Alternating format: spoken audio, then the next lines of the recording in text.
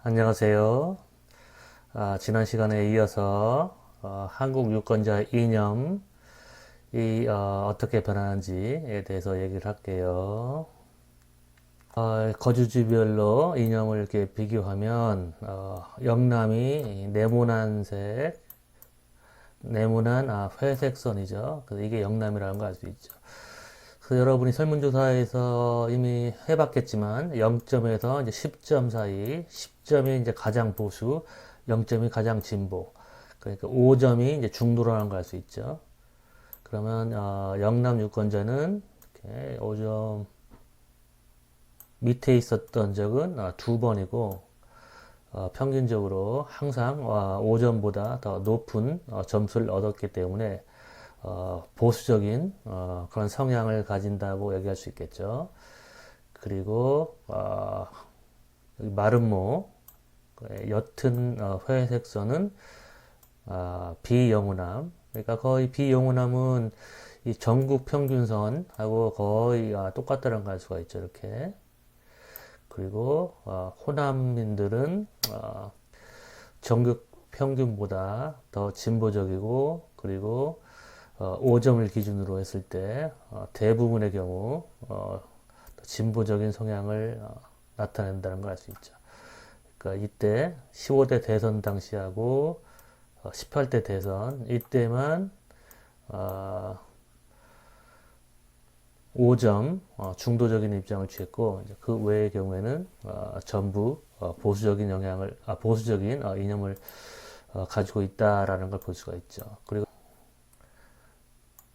내가 한국 리서치에 의뢰해서 얻은 이념 성향을 보면 호남 지역은 4.47, 4.47이에요. 그러니까 21대 총선에는 4.47이면 4.5보다도 조금 이 정도 약간 더 진보적으로 됐어요. 그러니까 20대, 21대 총선 호남은 4.47.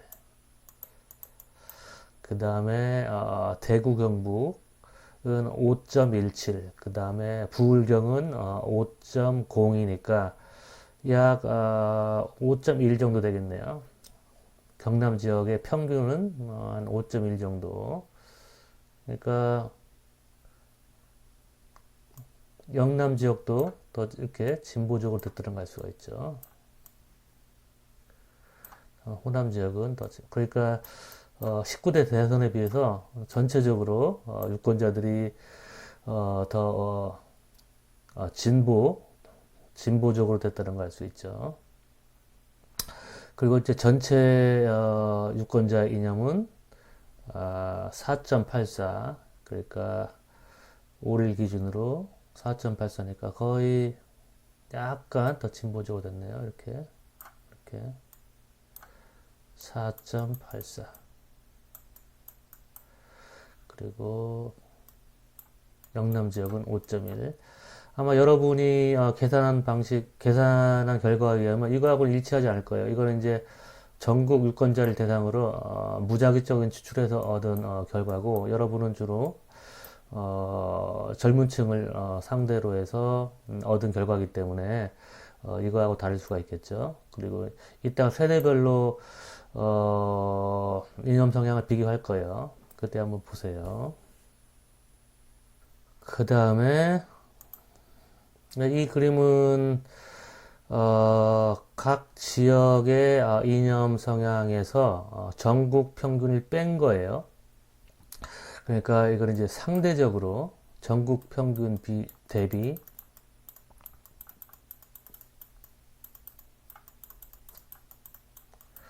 상대적으로 영남과 호남이 얼마나 더 진보적인지 얼마나 더 보수적인지를 보여주는 거죠. 여러분도 이번 설문조사에서 뭐 영남 지역과 아니면 호남 지역이 전국 평균과 얼마나 더 진보적인지 또는 더 보수적인지를 비교할 수 있겠죠. 그래서 0점 이상 위에 있는 경우 0점 위에 있는 경우는 전국 평균보다 더 보수적이라는 걸 의미하는 거죠. 상대적 보수. 0점 밑에는 상대적 진보. 그래서 호남이 전국 평균에 비해서 항상 더 진보적이었다. 그리고 영남은 더 보수적이었다라는 걸 알 수가 있죠. 그리고 비영호남은 전국 평균하고 비슷하게 0점을 중심으로 비슷하게 형성됐다라는 걸 알 수 있죠. 그 다음에 세대별로 이제 우리가 살펴보면 여기 이제 여러 가지 세대들이 나오는데 뭐 전쟁 세대, 산업화 세대 등등. 그러니까 전쟁 세대는 연령이 어떻게 되냐면 1942년 전에 태어나신 분들. 이제 산업화 세대는 1942년에서 51년생. 그 다음 유신 세대는 52에서 59년생. 그 다음에 86세대. 86세대는 60에서 69년생. 60에서 69년생. 그러니까 원래는 이제 386이라고 불렀었죠. 그러니까 과거에 이 용어가 사용됐을 때, 그러니까 80년대 학번과 그 다음에 60년대생을 의미해서 86. 그때는 이제 이 용어가 생겨났을 때는 30세였대. 이 사람들이 30세였기 때문에 386이라고 불렸죠. 그러니까 80년대 학번, 그 다음에 60년대생. 근데 이제 지금은 386이 아니라 이제 586이 됐죠. 그 다음에 IMF 세대는 70에서 78년생. 70에서 78년생. 이 IMF 세대. 그 다음 월드컵 세대는 79에서 87년생. 그 다음에 88년 이후는 뭐 촛불 세대 뭐 이런 식으로 이제 노환이라는 학자가 구분을 한 거예요. 이게 뭐 모든 학자들이 이런 세대 구분을 이제 따르는 건 아닌데 비교적 이 노환이 박사가 조금 촘촘하게 세대를 구분해서 이렇게 촘촘하게 세대들의 이념의 차이가 어떻게 나는가를 조금 이렇게 촘촘히 관찰하기 위해서 이 논문을 사용해서 이렇게 세대 구분을 해서 살펴봤어요. 그랬을 때 이렇게 보면 역시 여러분이 예측할 수 있듯이 전쟁 세대, 나이가 많은 세대는 저 위쪽에 있죠. 그러니까 보수적이라는 걸 의미하는 거죠. 그 다음에 이제 촛불 세대는 맨 밑에 있고, 그래서 나이가 젊어지면 젊어질수록 더 진보적이라는 걸 금방 알 수 있죠. 그리고 또 이 그림이 보여주는 거는 이제 전국 평균이 있는데 이제 가장 굵게 표시했죠. 전국 평균하고 가장 이제 비슷한 세대는 이 작은 점으로 표시된 세대, 386 세대죠. 386 세대. 그리고 이제 386 세대의 특징은 과거에는 전국 평균보다 더 진보적이었죠. 이렇게. 전국 평균 밑에 있으니까. 근데 지금은 약간 전국 평균 위에 있죠. 그 얘기는 뭐냐면, 이 사람들이 이제 나이가 들어가면서, 이때는 386이었지만 지금은 586이니까, 나이가 들면서 조금 보수화되니까 전국 평균보다 더 이제 약간 보수적으로 됐죠. 그럼에도 불구하고 똑같은 50대라고 하더라도 386 50대하고 과거에 전쟁 세대가 50대였을 때는 완전히 다르겠죠. 조금 이따 이제 설명하겠지만 여러 가지 그 효과들이 유권자들의 이념에 영향을 미치기 때문에 그런 거예요. 그 다음에 21대 총선의 유권자들의 성향하고 한번 비교를 해보면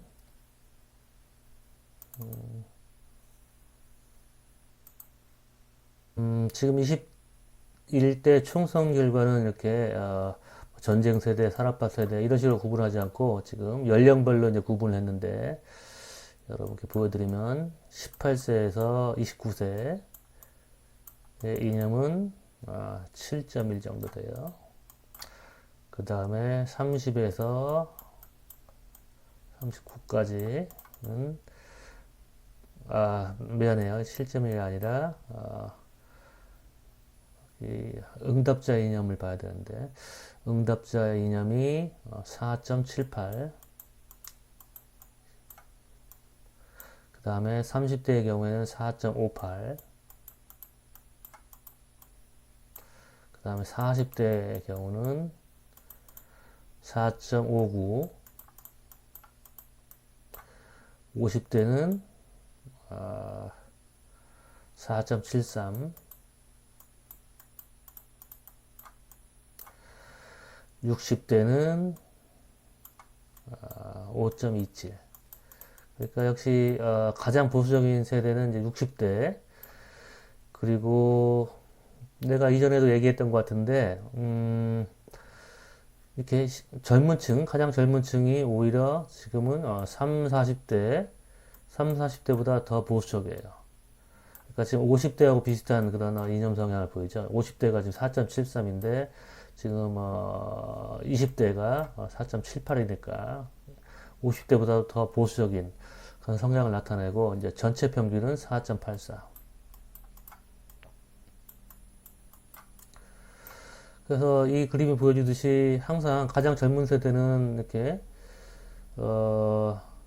가장 진보적이었는데 지금은 심지어 이 50대하고 비슷한 그런 이념 성향을 띠기 때문에 50대는 이제 386 세대죠. 586 세대 이 점선. 그러니까 지금 약간 이렇게 386 세대는 이렇게 조금 더 밑으로 떠지고 지금 386 세대가 4.73이니까 여기가 4.5, 5.0이면 그러니까 여기쯤 되죠. 다른 색으로 표시할게요. 이게 이제 21대 총선 당시에 50대. 그런데 이제 20대는 4.78이니까 이렇게 됐네요. 여기 다른 색으로. 그러니까 50대보다도 지금 진보적인 정도, 보수적인 정도가 역전됐죠. 그러면 왜 이제 이처럼 20대가 보수적인 성향을 나타내는지 아마 전 세계적으로도 이렇게 젊은 층들은 진보적인데 한국의 젊은 층들이 좀 보수화된 성향이 굉장히 어떻게 보면 흥미로운 연구거리라고 얘기할 수 있겠죠. 아마 여러분 대학원생하고 잠깐 얘기를 나눠봤는데 궁금해서 아마 상대적인 박탈감 같다고 얘기를 하더라고요. 상대적 박탈감. 여러 가지 이론이 있겠지만 여러 가지 이제 의견들을 들어봤는데 내가 볼 때는 이 의견이 상당히 좀 설득력이 있어요. 이 젊은 층들이 4.78이지만 아마 젊은 남성하고 젊은 여성하고 상당한 차이가 있을 거예요.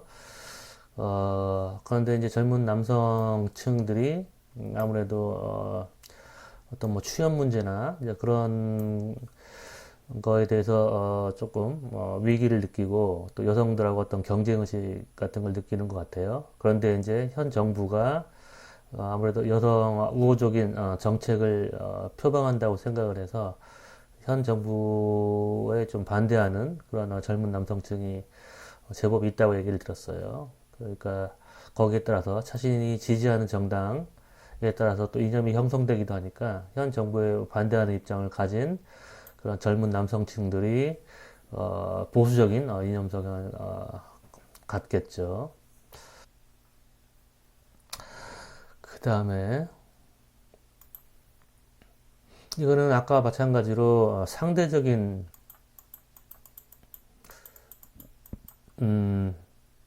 이념을 나타낸 거예요. 세대별 상대적 이념. 상대적 이념이란 건 전국 평균을 각 세대 이념에서 뺀 경우죠. 근데 여기 이제 기관 상가 효과를 제거했다고 얘기했죠. 그래서 이제 먼저 알아야 될 게 이게 무엇인지 기관 상가 효과를 설명하기 전에 여러분 이제 책에 자세히 나와 있지만 이 세대들의 이념에는 세 가지 효과가 섞여 있어요. 하나는 아까 얘기했던 연령에 따른 효과, 연령 효과, 그다음 기간 효과, 또 하나 코호트 효과.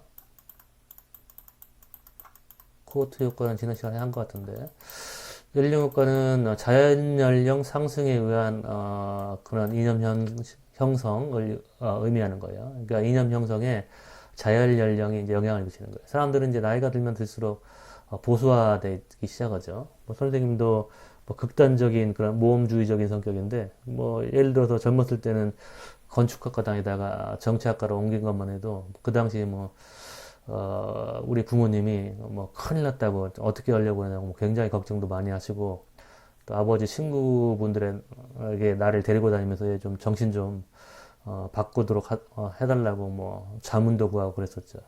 근데 그 당시에는 이제 나는 이제 이 한국 정치가 너무나 혼란스러운 상황이었죠. 이제 군사 독재 시절에 대학을 다녔기 때문에 어떻게 하면 이런 불행한 이런 정치적인 환경에서 한국을 구할 수 있는 길이 무엇인가 이제 그런 생각을 하게 됐죠. 굉장히 어떻게 보면 무모한 생각이죠. 한 개인이 뭐 한 나라를 뭐 어떻게 그렇게 발전시킬 수 있다는 그런 생각을 했으니까. 그러니까 극단주의적인 어떤 뭐 거의 조증적인 생각이죠. 비현실적인. 그래서 전반적으로는 거의 모든 영역에서 이렇게 모험 추구를 하는 그런 성격인데, 이제 점점 나이가 드니까 내 스스로도 어떤 모험을 추구하기보다는 조금 안정을 추구하게 되는 이제 그런 성격이 나타나더라고요. 그래서 주위 친구들도 마찬가지죠. 그래서 아무래도 나이가 들면 사람들이 이제 이렇게 안정을 추구하고 기존에 있던 그런 질서를 그냥 질서에 안주하고 싶어 하는 그런 특성이 나타나기도 하죠. 뭐 아직까지도 그래도 평균적으로 보면은 아직 나는 이제 이상주의자인데, 그래서 지금 연구하고 있는 것도 어떻게 하면 한국에서 더 평등하고 모든 사람들이 행복하게 살 수 있는 그런 정치 제도가 무엇인지 뭐 그런 걸 연구하고 있고, 그리고 또 정치 제도 개혁 방안도 어떻게 보면 조금 비현실적으로 보일 수 있을 그런 선거제도, 뭐 정치제도를 지금 연구하고 있고, 이제 그거를 이제 책으로 쓰고 있는데, 그런 걸로 봐서 좀 이상주의자도 아직까지도. 그럼에도 불구하고 과거에는 뭐 이상주의자를 뛰어넘어서 극단적인 모험주의자였기 때문에 과거에 젊었을 때에 비해서는 많이 좀 보수적으로 됐다고 할 수도 있죠. 그래서 예를 들어서 젊었을 때는 뭐 고속도로 운전할 때도 거의 뭐 레이싱 하듯이 그냥 남들보다 최소한 30km, 40km 더 빨리 달리고 그랬었죠. 지금은 이제 그렇지 않죠. 그래서 연령 효과는 이제 연령 상승에 따른 그런 이념의 변화를 나타내는 거죠. 기간 효과는 뭐냐면, 그러니까 유권자들의 이념을 측정했을 때 그 당시에 벌어진 사건들에 의해서 영향을 받는 그 이념의 효과를 얘기하는 거죠. 그러니까 예를 들어서 최순실 사태가 터졌을 때 사람들은 전반적으로 이제 보수 정당의 환멸을 느꼈기 때문에 전반적으로 평균적으로 대부분의 유권자들이 이제 진보적으로 변했죠. 또는 이제 북한에서 뭐 대포를 한 방 쏘면, 미사일을 한 방 쏘면, 그러면 또 사람들은 이제 북한의 위협을 느끼기 때문에 또 전반적으로 보수화되고, 또는 또 진보 정권에 실망하면 또 전반적으로 보수화되고, 또는 보수 정권에 또 실망하면 또 전반적으로 진보화되고, 이제 그런 효과가 나타난 것이죠. 그러니까 선거 당시에 있었던 그런 그 당시에 정치적인 환경에 따라서 변하는 효과. 근데 이제 기간 효과에는 조금 전에 보여준 상가 효과가 있고, 상가란 뜻은 aditive라는 거예요. additive. 그 다음에 상호작용 효과. 이건 interactive.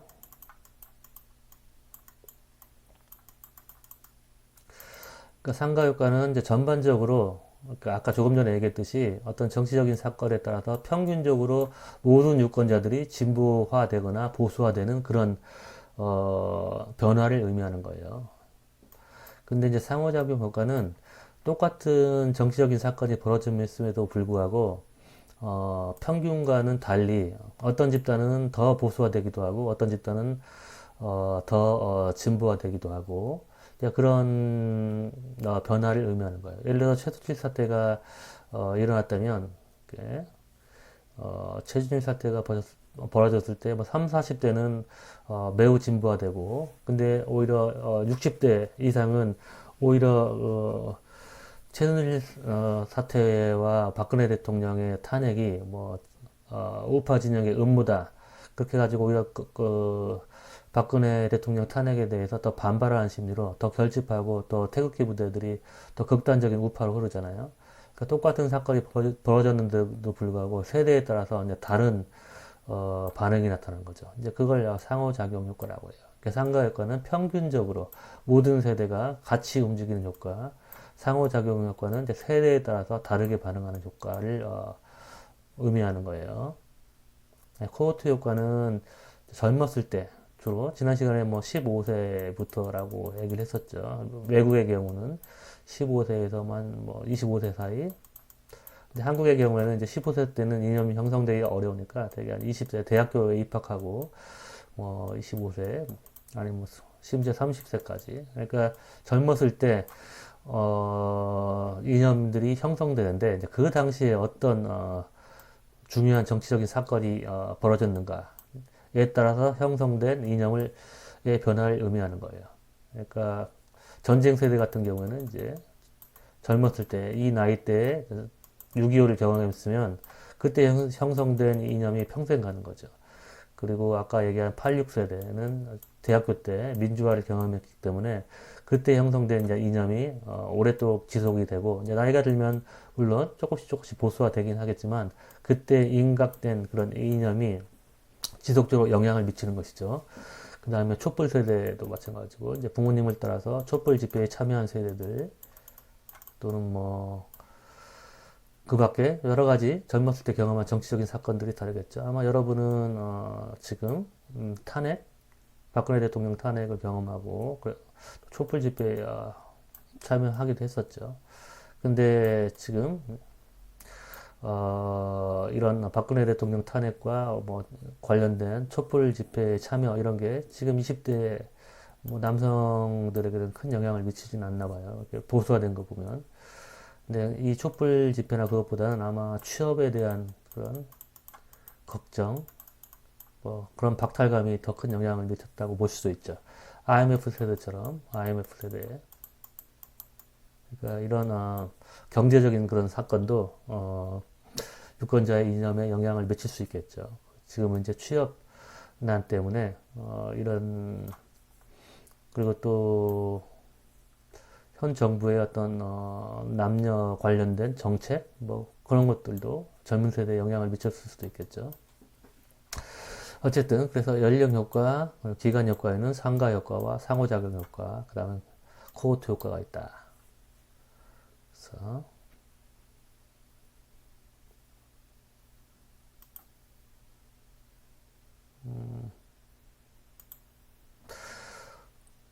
그래서 여기서 상가 효과를 제거했다고 얘기했는데, 그러니까 전국 평균을 각 세대 평균에서 전국 평균을 뺐다고 얘기한 거죠.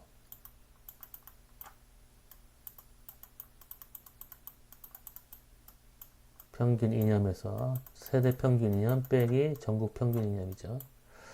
그럼 전국 평균이란 건 뭐냐면 선거 때마다 중요한 정치적인 사건이 있으면 이 전국 유권자의 평균 이념은 이렇게 평균적으로 이렇게 변하겠죠. 이게 바로 이제 아까 얘기한 상가 효과를 반영한 움직임이라고 볼 수 있는 거죠. 전국적으로 이렇게 평균적으로 변하는 거니까 그 시기마다 선거 때마다 어떤 정치적인 환경에 따라서 평균적으로 변하는 이념의 변화 이게 바로 이제 상가 효과에 의해 초래된 거죠. 그러니까 세대 평균에서 전국 평균을 뺀다는 의미는 결국에는 세대 평균에서 기간 상가 효과를 빼는 것과 같은 것을 의미하는 것이죠.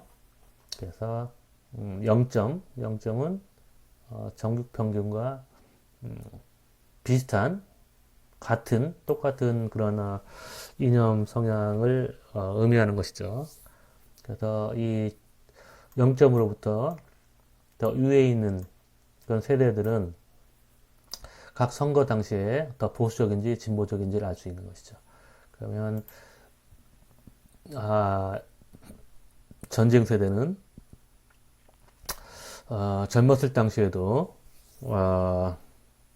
보수적인, 비교적 젊었을 당시에도 보수적인 이념 성향을 가지고 있고, 이게 조금 우상향이죠, 여러분. 그러니까 이게 연령 효과를 반영하는 것이죠. 그리고 그때그때 이렇게 위아래의 변동은 선거 당시에 정치적인 사건에 따라서 서로 다르게 반응을 하는 것이죠. 그래서 그러니까 전쟁 세대는 다른 세대에 비해서 19대 대선 당시에 이번 문재인 대통령이 당선된 대통령 선거죠. 다른 세대에 비해서 급격하게 보수화됐죠. 그러니까 굉장히 보수적으로 결집됐다는 걸 알 수 있죠. 거기에 반해서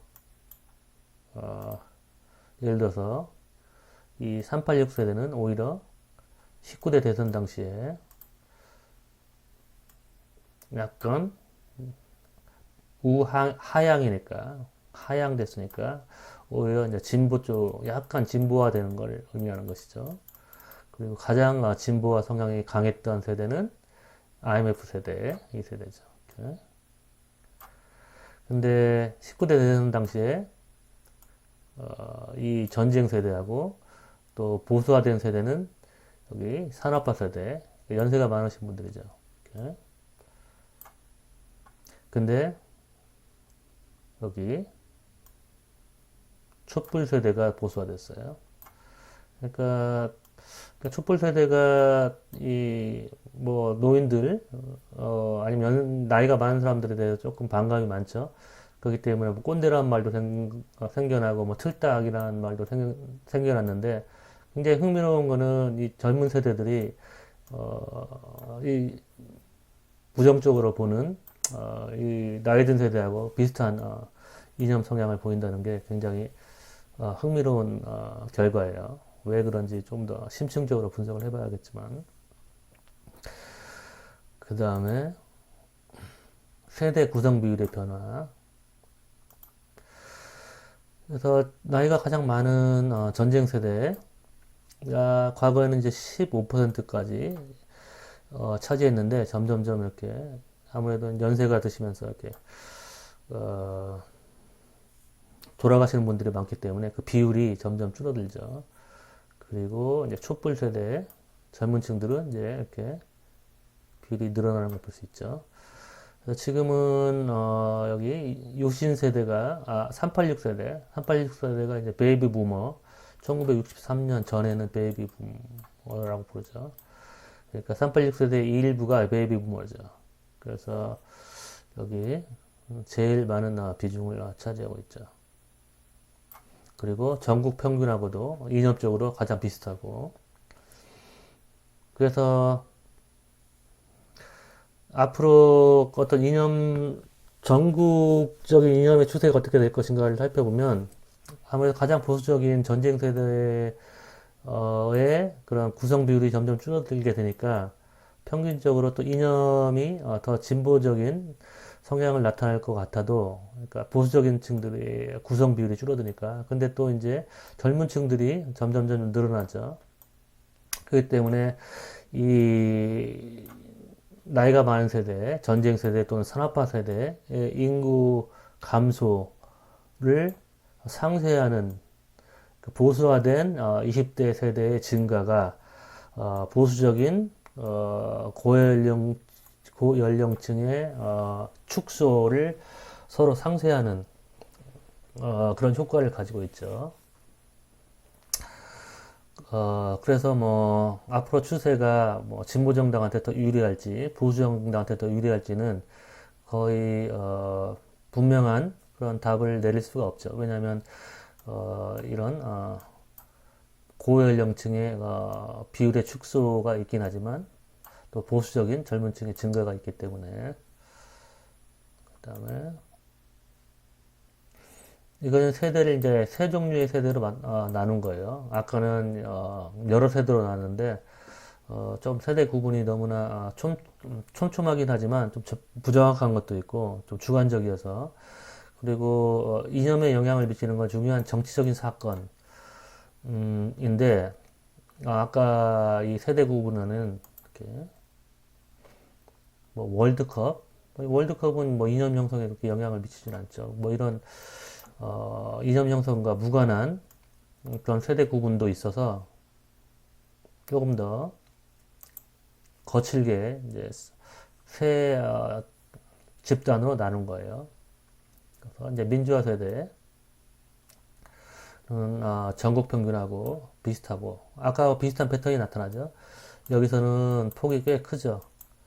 그 민주화 세대가 젊었을 때는 폭이 큰데 민주화 세대가 예를 들어서 1960년대생, 63년대생이라고 보면 63을 빼면 약 34살, 34살쯤 됐을 때는 민주화 세대가 이 전국 평균에 비해서 한 0.5 정도 차이가 있었잖아요. 근데 지금은 민주화 세대가 지금은 뭐 50대죠. 민주화 세대가 거의 전국 평균하고 차이가 없죠. 그럼 왜 이런 차이 점점 전국 평균하고 차이가 이렇게 줄어드느냐? 그건 왜냐면 민주화 세대가 이제 고령화되면서 나이가 들면서 보수화되니까 점점 전국 평균하고 비슷해지는 것이죠. 그리고 반공 세대는 반공 세대도 이렇게 점점 벌어지는 거 알 수 있죠. 이 초기보다는 후기에 이렇게 점점 벌어지잖아요. 전반적으로 이 폭의 크기가 점점점 커지잖아요. 이 역시 반공 세대가 점점 나이가 들기 때문에 그러다가 이때는 아주 폭이 커지죠. 그거는 이제 아까 얘기한 기간 상호작용 효과 때문에 비용 효과. 왜냐하면 박근혜 대통령의 어떤 탄핵 이후에 박근혜 대통령이 이제 감옥에 가면서 어떤 그런 뭐 상대적인 박탈감 아니면은 결집 현상 그런 것 때문에 그런 거죠. 그러니까 뭐 반공 세대나 산업화 세대는 자신들이 한국의 경제 발전에 기여한 그런 세대라고 생각을 하고 또 그 당시에 이제 자신들이 지지했던 대통령이 박정희 대통령이니까 어떤 한국의 어떤 경제 발전에 대한 자부심 뭐 그런 것들을 가지고 있는 것이죠. 근데 이제 그 박정희 대통령에 대한 어떤 비판 그리고 그 딸에 대한 그런 탄핵 뭐 이런 게 있기 때문에 자신이 지지했던 그런 대통령이 감옥에 가는 걸 보고 자기 스스로의 어떤 정체성 그런 것들도 흔들리게 되는 거겠죠. 자신들이 이런 사람들을 지지했던가 그리고 내가 한국의 산업화의 주역이었고 한국 경제 발전의 주역이었는데 자신들이 지지했던 지도자가 이렇게 비판적인 그런 입장에 처하는 걸 보고 사람들은 그냥 그런 걸 봤을 때 그걸 수긍하고 내가 지지했던 지도자가 뭐 독재자였구나. 근데 그걸 인정하고 그렇게 하는 게 아니라 사람들은 거꾸로 반발 심리를 가지게 되는 거죠. 그걸 이제 인지 부조화죠. 사람들은 자신이 어떤 선택을 하면 자신이 한 선택에 대해서는 합리화를 하고 자신이 갖지 않은 거에 대해서는 끝까지 부정을 하는 그런 성격을 특성을 가지고 있죠. 모든 사람이 그렇죠. 고연령층뿐만 아니라 모든 사람들이 이런 특성을 가지고 있죠. 그렇기 때문에 박근혜 대통령이 감옥에 가는 걸 보고 박근혜 대통령을 지지했던 사람들은 물론 이제 박정희 대통령의 딸이기 때문에 그 후광으로 박근혜 대통령을 지지했는데 박근혜 대통령이 감옥에 가니까 그 박근혜 대통령과 최순실이 저지른 그런 온갖 부정부패를 인정하기에는 자신이 굉장히 초라해진다고 할까 뭐 그런 걸 느끼겠죠. 그러니까 이제 그 현실을 부정하는 거죠. 현실을 부정하고 오히려 그 음모에 의해서 박근혜 대통령이 감옥에 간다 뭐 이런 식으로 생각을 한 거죠. 그게 바로 전형적인 인지 부조화. 많은 사람들은 이 인지 부조화에 의해서 살고 있죠. 인지 부조화가 없다면 사람들이 살기가 힘들 거예요. 왜냐하면 여러분이 뭐 어떤 선택을 했는데 그 선택이 어리석은 선택이었다 하면 그 자괴감이 굉장히 오래 가겠죠. 그렇기 때문에 사람들은 망각의 힘을 가지고 또는 합리화, 망각 이게 굉장히 인간들이 어떤 뭐라고 할까 행복을 유지하는데 아니면 정상적인 삶을 유지하는데 굉장히 중요한 심리적인 메커니즘이죠. 그래서 이처럼 남들은 좀 이때 진보가 됐는데 전국 평균이 이렇게 진보가 됐잖아요. 그 민주화도 진보화되고 뭐 신세대는 뭐 거의 똑같긴 하지만 그럼에도 불구하고 거꾸로 이 반공세대는 보수화 되는 게 바로 이렇게 인지부조화로 설명할 수 있겠죠. 그리고 이제 이거는 기간 상가 효과를 제거한 그러니까 반공세대, 민주화세대, 신세대에서 기간 상가 효과를 제거한 그림이에요. 그래서 기간 상가 효과를 제거했다는 건 뭘 의미하냐면 각 세대 선에서 전국 평균을 뺀 거예요. 그래서 이제 여기가 전국 평균이죠. 그러니까 이 선에서 이 점선 전국 평균을 빼면 그래서 여기가 이제 5.75쯤 되는 것 같은데 5.75에서 5.1을 빼면 뭐 0.65쯤 되겠죠. 그렇죠? 0.65 이렇게 해서 이제 그림을 그린 게 바로 이 그림이에요. 여기 0.65 나오잖아요. 이렇게. 그래서 이 그림이 보여준 거는 이제 0을 기준으로 해서 반공 세대는 전반적으로 다 보수적이고 민주화 세대는 전반적으로 이제 더 진보적이다. 그리고 신세대는 더 진보적이다. 근데 지금은 21대 총선에서는 이게 약간 역전됐다고 얘기했었죠. 원래. 그리고 이제 여기서 이 나이를 따로 이렇게 적어놨는데 이제 그걸 뭘 의미하냐면 연령 효과를 비교하기 위해서 연령 효과를 제거하기 위해서 그런 거예요. 연령 효과 제거.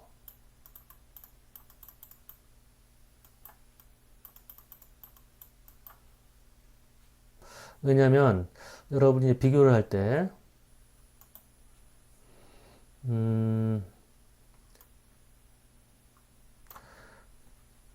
이 민주화 세대하고 반공 세대를 비교할 때 이렇게 비교를 하면 이 반공 세대가 경험한 코호트 효과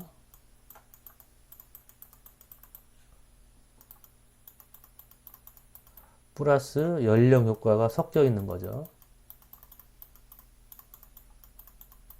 플러스 그리고 기간 효과는 이미 여기서 제거했으니까 기간 효과는 남아있지 않고 남아있다면 플러스 기간 효과인데 상호작용 효과는 남아있겠죠. 기간 상가 효과만 제거한 거니까. 그러면 여러분이 지금 이 반공 세대하고 민주화 세대를 비교할 때 어떤 세대가 더 진보적이고 보수적이냐 그렇게 얘기했을 때 당연히 반공 세대가 이 민주화 세대보다 이만큼 더 보수적이겠죠.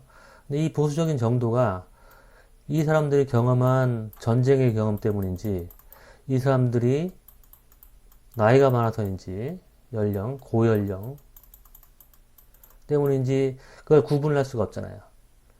그리고 이제 기간 상호작용 효과는 이제 우리가 무시한다고 감안하고 너무 이것까지 포함시키면 너무 복잡하니까 이걸 일단 생각하지 않고 이 반공 세대하고 민주화 세대하고 차이는 분명하게 이 코호트 효과, 그러니까 이 전쟁 세대가 경험한 젊었을 때 경험한 전쟁의 기억, 플러스 또 이 사람들은 나이가 50대이기 때문에 더 늙었기 때문에 이처럼 보수적일 수가 있죠. 이 사람들은 민주화 세대이기 때문에 젊었을 때 민주화를 경험을 했고 28.5세죠. 이 당시에 그러니까 민주화 세대의 평균 나이가 1997년 당시에 28.5세니까 대학을 갓 졸업했을 때죠. 그렇죠? 대학을 갓 졸업하고 민주화 운동에 참여한 그런 세대들이죠. 그러니까 젊었을 때 이런 자신을 진보적으로 만드는 정치적인 사건을 경험한 거 플러스 이 사람은 젊기 때문에 우리가 이 두 세대의 차이를 어떤 효과 때문에 전쟁 세대가 더 보수적인지를 알 수가 없는 거죠. 왜냐하면 두 효과가 섞여 있기 때문에 연령 효과와 코호트 효과가 서로 섞여 있기 때문에 어느 정도가 연령 효과이고 어느 정도가 코호트 효과인지, 즉 달리 얘기하면 어느 정도가 이 전쟁 세대가 나이가 더 많아서 더 보수적인지, 그리고 어느 정도가 전쟁 세대가 전쟁을 경험하고 이 민주화 세대는 민주화를 경험했기 때문에 전쟁 세대가 더 보수적인지를 알 수가 없는 거죠. 그러기 위해서는 어떻게 해야겠어요, 여러분? 그러기 위해서는 같은 연령을 또 비교해야겠죠. 그러니까 51.3세하고 민주화에서도 50세대, 50세쯤 된 사람을 비교해야 되겠죠. 그러니까 민주화 세대가 50대는 이때죠. 이때. 그러니까 19대 대선 당시 이제 민주화 세대도 평균적으로 한 50세쯤 나이를 먹게 됐죠. 그리고 방공 세대는 1997년에 이제 50세죠. 그래서 이 집단하고 이 집단을 비교해야 되는 거죠. 이렇게 이 둘을 비교해야 되는 거죠. 기간 효과는 이미 제거했으니까, 그러니까 어떻게 1997년하고 2017년하고 비교하느냐, 그렇게 얘기할 수 있겠지만, 전국 평균을 이미 뺐기 때문에 기간 효과는 제거된 것이죠. 그러니까 이렇게 비교하면 이제 같은 연령대를 비교하니까 이제 코호트 세대의 효과만 남게 되는 거죠. 그러니까 연령 효과는 없는 거죠. 이제 같은 연령대니까. 즉 달리 얘기하면 연령을 통제한 거죠. 연령 통제. 항상 우리가 어떤 비교를 할 때는 통제된 비교를 해야 된다고 했죠. 통제된 비교.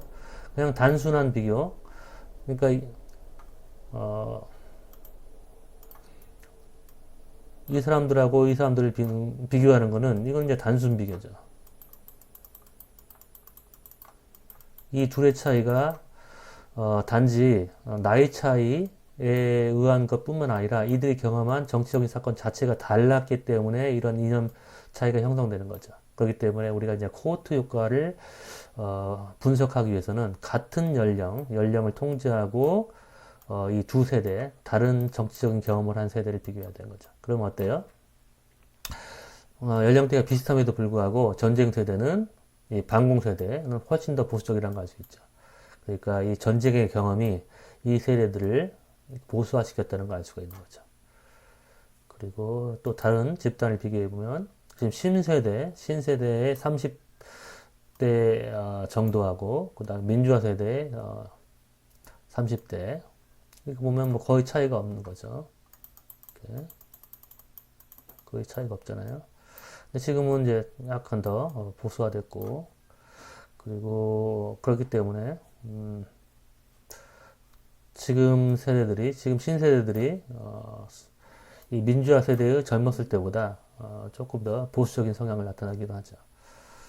그래서 여러분 뭐 신문을 보거나 텔레비 보면은 연령별로 비교를 하잖아요. 그리고 여러분 설문조사에서도 마찬가지로 연령별 비교를 하는데 이 연령별 비교는 단순 비교죠. 그러니까 나이 이렇게 50대하고 30대하고 비교하잖아요. 근데 이제 여러분이 정확하게 이 세대별로 왜 이념의 차이가 나는가를 알기 위해서는 조금 전에 얘기했던 대로 기관 효과, 그 다음에 연령 효과, 코호트 효과를 분리를 해서 내서 각각의 독립적인 효과가 어느 정도인지를 찾아내는 게 그게 바로 이제 분석이라고 하는 거죠. 근데 이제 신문이나 그런데 아마 텔레비에서는 이런 분석적인 그런 비교가 아니라 그냥 단순 비교로 이렇게 차이가 난다고 얘기하는 거죠. 그리고 이 표는 뭐냐면 이제 회귀 분석 결과예요. 그러니까 지금 이 회귀 분석 결과를 여러분에게 이렇게 설명할 수 있다는 게 너무나 행복해요. 왜냐하면 회귀 분석에 대해서 3시간이나 강의를 했기 때문에 아마 여러분도 이제 이 도표를 이해할 수 있을 거예요. 그리고 여러분도 아마 뿌듯할 거예요. 이런 도표를 처음에는 이 책을 여러분이 봤을 때 도대체 이게 무슨 말인지 했을 테지만 이제는 쉽게 이 책의 이 통계 분석, 모형 분석 결과를 이제 이해할 수 있게 됐을 테니까 아마 대한민국 학부생 중에서 이 통계 분석 결과를 이렇게 여러분처럼 이해할 수 있는 대학생들은 거의 없을 거예요. 대학원생들도 그렇고. 어쨌든 일단 별표를 보라고 했죠. 그러니까 별표가 많으면 많을수록 신뢰할 수 있는 결과니까. 그래서 종속 변수가 유권자 이념이죠. 유권자 이념. 독립 변수는 이제 거주지, 그 다음에 세대, 그 다음에 연령. 그러니까 여기서 세대라고 하면은 코호트 효과를 보여주는 거죠. 왜냐하면 연령을 여기 통제했기 때문에. 연령을 통제했다는 얘기는 이제 같은 연령대를 비교한다는 거죠. 코호트 효과죠. 이거는 연령 효과.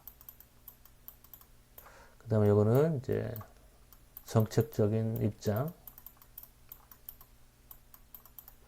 그리고 여기는 유권자의 인구 통계학적인 특성들, 소득, 그 다음에 학력, 그 다음에 성별, 도시규모 뭐 이런 거죠. 첫 번째 모형은 이렇게 연령과 뭐 정책적인 선호 이거를 제외시키고 분석한 거예요. 여기는 텅 비어 있죠. 이렇게 이 변수를 포함하지 않았다는 걸 의미하는 거죠. 맨 오른쪽은 이제 이 세 개 변수를 모두 포함한 모형이고, 그리고 두 번째 모형은 이제 연령이 비어 있죠. 연령을 포함시키지 않은 모형이에요. 그래서 먼저 분석 결과를 보면 이제 별이 있는 걸 주로 보면 별이 있는지 없는지 하고, 그 다음에 이 기울기, B가 기울기를 의미하는데 이게 플러스인지 마이너스인지 그것만 보면 되겠죠. 그러니까 통계적으로 이제 95% 수준, 어디 보자. 이 99% 수준이에요. 99% 수준에서 그러니까 1% 정도만 틀릴 확률이 있는 거죠. 99% 수준에서 영남 사람이 호남 사람에 비해서 여기가 플러스니까 더 보수적이라는 걸 의미하는 거죠. 그러니까 마이너스는 영남 사람이 다른 지역민들에 비해서 더 진보적이라는 걸 의미하는 거죠. 다시 한번 얘기하면 영남민이 다른 지역민에 비해서 더 보수적이다. 호남민은 다른 지역민에 비해서 더 진보적이다. 그 영남 거주를 어떻게 측정했냐면 영남에 거주하면 1로 측정을 하고, 그 다음에 비영남 지역은 0으로 이제 코딩을 하는 거예요. 호남에 거주하는 사람들은 1로 코딩을 하고, 그 다음에 비호남 지역은 0으로 코딩, 이렇게. 반공세대는 아까 이전에 얘기했던 그 연령대에 해당되는 사람들은 1로 다 표시를 하고, 그렇지 않은 사람은 0으로 표시하고, 신세대는 아까 그 연령대 보여준 연령대에 해당하는 사람들 1, 그렇지 않으면 0, 이렇게. 자세한 건 책을 참고하세요. 그렇게 해서 이제 분석을 했는데, 그러면 이제 반공세대는 여기 별 3개가 있죠. 그리고 강한 플러스 964에 해당되죠. 그러니까 반공세대 같은 경우는 다른 세대보다 이념이 약 1점 정도 더 높다는 걸 얘기하죠. 0.964니까 이게 1점 정도 되잖아요. 0.964 약 1이니까 그러니까 반공세대가 다른 세대에 비해서 1점 정도 높은 그런 이념을 가지고 있다는 걸 의미하는 거죠. 호남 사람은 다른 지역민에 비해서 약 0.7 정도 더 진보적이라는 걸 의미하는 거고, 영남 거주민은 다른 지역민보다 약 0.2포인트 더 보수적이라는 걸 얘기하는 거죠. 소득은 별이 없으니까 소득이 높아진다고 해서 더 진보적이거나 보수적이지 않죠. 학력은 많이 배우면 배울수록 더 진보적이라는 걸 의미하는 거죠. 그 다음에 여성과 남성의 차이는 별이 없으니까 별 의미가 없고, 그 다음에 도시기부도 그러니까 시골, 그러니까 대도시는 0, 그 다음에 중소도시는 1, 그 다음에 시골은 2, 이런 식으로 코딩을 했어요. 그래서 시골로 갈수록 더 진보적이냐 또는 보수적이냐, 별이 없으니까 또 의미가 없고, 그 다음에 이전 선거에서 지지한 후보, 이전 선거에서 보수적인 정당 후보를 지지했으면 1, 그렇지 않으면 0. 그래서 이전 선거에 보수 정당을 지지한 사람은 1.43 정도 더, 그렇지 않은 사람보다 더 0.143 정도 더 보수적이라는 걸 알 수 있죠. 그 다음에 이제 여기다가 이 정책적인 선호를 이제 포함한 모형을 보면 이렇게 정책적인 선호가 이념에 영향을 미친다는 걸 보여주는 것이죠. 별 3개. 그러니까 대북 지원에 반대하면 플러스니까 더 진보적이라는 걸 의미하는 거죠. 그리고 복지 확대에 더 반대하면 역시 더 보수적, 내가 조금 전에 진보적이라고 얘기했나요? 더 보수적이라는 걸 의미하는 거죠. 대북 지원에 반대할수록 더 보수적, 그 다음에 복지 확대에 더 반대하면 역시 더 보수적. 유권자의 이념에 정책적인 선호도 영향을 미친다는 걸 의미하는 것이죠. 그리고 이제 그 다음에 마지막 연령을 포함시켰어요. 연령을 포함시켰더니 여기 신세대 효과가 이전에는 별이 3개였는데 별이 없어졌죠. 그러니까 이전에는 유의미하게 관찰되는데 통계적으로 신뢰할 수 있는 영향을 미치는 걸로 관찰됐는데 여기서는 더 이상 통계적으로 신뢰할 수 없는 그런 결과가 나타났죠. 그 얘기는 뭘 의미하느냐? 이 연령을 통제했을 때 신세대의 영향력이 약해졌죠. 그리고 반공세대의 영향력 역시 보면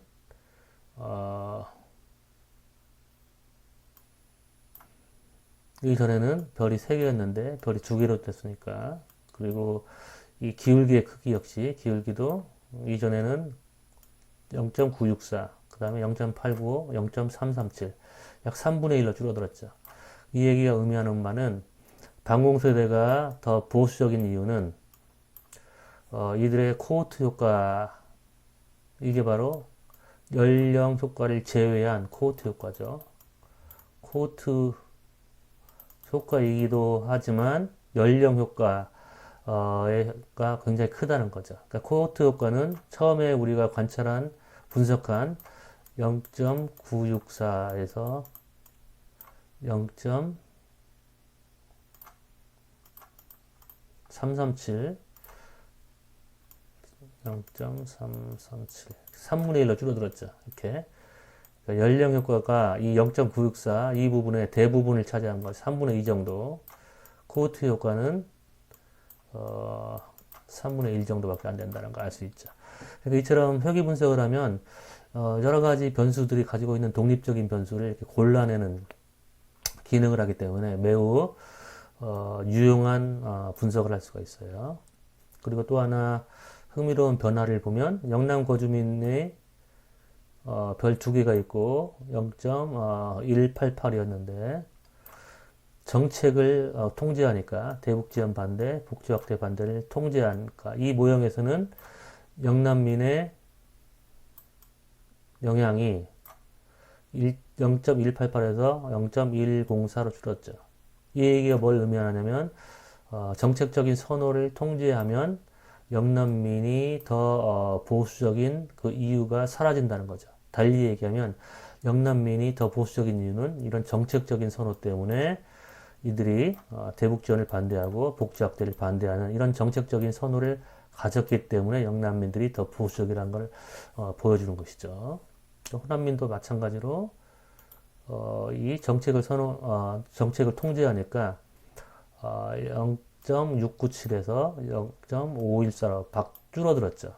그러니까 호남민이 더 진보적인 이유는 이 정책적인 선호의 효과도 여기 숨어 있다는 것이죠. 0.697의 상당 부분 정책적인 선호가 여기에 숨어 있기 때문에 이걸 통제하고 나서는 이처럼 통제한 후에 호남에 거주한다는 거에 순수한 효과는 0.697에서 0.514로 줄어드는 거죠. 그러니까 이 정책을 통제하지 않을 경우 이 호남민의 효과는 정책의 효과가 이렇게 숨어 있는 거죠. 그렇기 때문에 여러 번 얘기하지만 이 회귀 분석을 통해서 여러 가지 변수들의 효과를 서로 골라내는 게 중요하다는 거예요. 그 다음에 정책적인 선호에 미치는 영향. 아까 조금 전에 호남민과 영남민이 각각 진보적이고 보수적인 이유는 정책적인 선호가 일부분 기여했기 때문이라고 얘기했었죠. 그래서 여기 보면은 이제 대북 지원 반대, 그러면 실제로 영남민들은 이렇게 이 대북 지원 반대 플러스니까 영남민은 다른 거주민에 비해서 대북 지원을 더 반대한다는 걸 보여주죠. 호남민도 역시 여기가 별 3개, 그러니까 유의미하게 통계적으로 신뢰할 수 있는 그런 결과를 의미하고, 근데 호남 거주민은 다른 지역민에 비해서 대북 지원 반대 성향이 약하다는 걸 알 수 있죠. 그러니까 아까 조금 전에 이 전 페이지에서 봤던 그 결과를 뒷받침하는 것이죠. 영남 거주민이 더 보수적이고 호남 거주민이 더 진보적인 이유는 정책적인 선호가 일부 기여했다고 얘기를 했었죠. 그 분석 결과를 지금 모형사가 뒷받침하는 것이죠. 그렇죠? 복지 확대도 마찬가지고 복지 확대 호남 거주민 같은 경우에는 타 지역민보다 더 복지 확대를 찬성한다는 걸 알 수 있죠. 그런데 이제 영남민 같은 경우에는 여기서 통계적인 유의미성이 없게 나타나죠. 그러니까 이 결과가 의미하는 바는 영남민이 더 보수적인 이유는 주로 이 복지 정책에 대한 그런 정책적인 선호보다는 이 대북 정책에 반대하기 때문에 그러니까 두 가지 이 정책 중에서 대북 정책에 대한 반대 때문에 이념 성향이 영남민이 더 보수적이라는 걸 알 수 있는 거죠. 여러 가지 흥미로운 사실들을 이렇게 찾아낼 수가 있죠. 회귀 분석을 하면. 그 다음에 요거는 이제 이런 세대들이 어떻게 이념 성향이 이제 변했는가를 보여주는 거예요. 그래서 호남 거주민의 영향의 변화, 그 다음에 반공세대 영향의 변화, 신세대 영향의 변화, 영남 거주민 변화, 이 변화가 얼만큼 통계적으로 유의미한가를 본 거예요. 그래서 이 별표를 보면 여기 어느 하나도 이제 별표가 없죠. 그리고 모형 6은 정책적인 선호에 대한 변수를 포함하지 않은 모형이고 이건 포함한 모형.